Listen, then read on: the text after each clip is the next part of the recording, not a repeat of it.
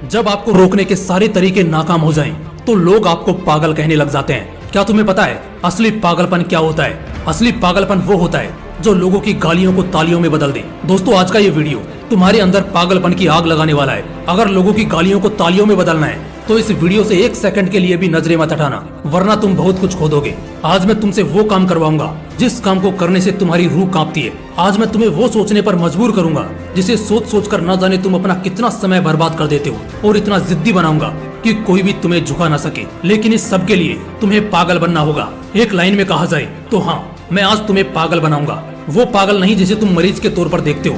मैं तुम्हारे अंदर उस पागलपन को जगाऊंगा जो तुम्हें इस दुनिया के फैसले के खिलाफ जाने का साहस देगा। एक ऐसा पागलपन जिसमें ना नींद की चिंता होती है, ना सुख का लोभ होता है, ना माया भटकाती है और ना किसी का साया साथ देता है। एक सरफिरे मुसाफिर की तरह तुम्हें जिंदा दिल बनना होगा, एक इतिहास रचना होगा। क्या तुमने कभी किसी पागल इंसान को सड़क पर चलते या अस्पताल में फिरते देखा है? उस पागल इंसान को जब तुम देखते हो तब तुम्हारे दिमाग में क्या सोचता है? बेशक तुम उसे देखकर उससे दूर हो जाते होंगे।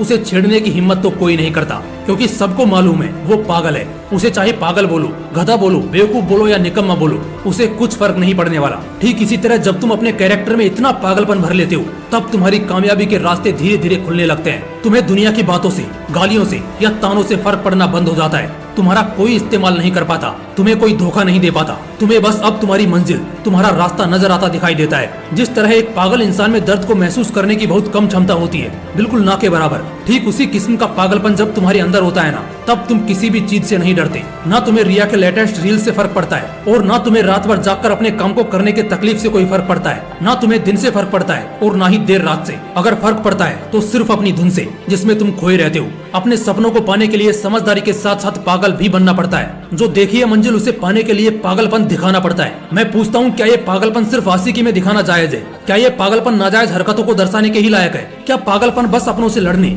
और घटिया जिद्दों को पूरा करने के लिए ही बोला गया है? नहीं दोस्तों, बिल्कुल भी नहीं। जिंदगी में एक बात हमेशा याद रखना, इंटेलिजेंट लोग जिनकी कहानियों से इंस्पायर होते हैं, असल में वो पागल लोग ही हैं जो उस कहानी के हीरो होते हैं। तभी तो 10वीं क्लास में फेल हुए सचिन तेंदुलकर की बायोग्राफी महाराष्ट्र के हिस्टोरिकल बुक का पहला चैप्टर है। शायद तेंदुलकर साहब में वो पागलपन ही था जिसने उन्हें अपने देश के लिए 24 साल तक खेलने के लिए स्ट्रॉन्ग बनाया। श्री कलाम साहब में भी वो पागलपन ही था जिसने उन्हें एयरफोर्स से रिजेक्ट होने के बाद भी हताश, निराश और हार मानने नहीं दिया और एक महान साइंटिस्ट की पदवी पर पहुंचा दिया। वैसे इन पागलपन के किस्सों में एक किस्सा तो सुनना बनता है जो आपकी आंखें खोल देगा। एक लड़का जिसे फुटबॉल का बड़ा शौक था, उसे एक दिन बहुत बड़ा फुटबॉलर बनना था, लेकिन वो दिल की बीमारी और पैर की कमजोरी से परेशान था। और जैसा कई सक्सेसफुल लोगों के साथ हुआ था, वैसे ही इसे भी डॉक्टर ने साफ कह दिया था कि ये लड़का कभी भी फील्ड पर नहीं उतर पाएगा, और अगर ऐसा हुआ तो ये मर जाएगा। लेकिन उस पागल लड़के को क्या फर्क पड़ने वाला था?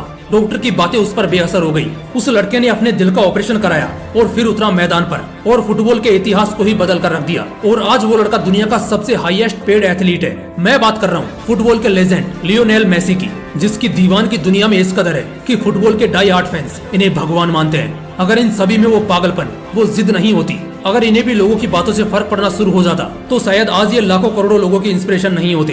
कौन कहता है नेचर और सिग्नेचर कभी बदलता नहीं? बस एक चोट की जरूरत है। अगर उंगली पर लगी तो सिग्नेचर बदल जाता है, और दिल पर लगी तो नेचर बदल जाता है। अगला एक साल, सिर्फ और सिर्फ एक साल पागलपन को सौंप दो। खुद के किरदार को पागल बना लो।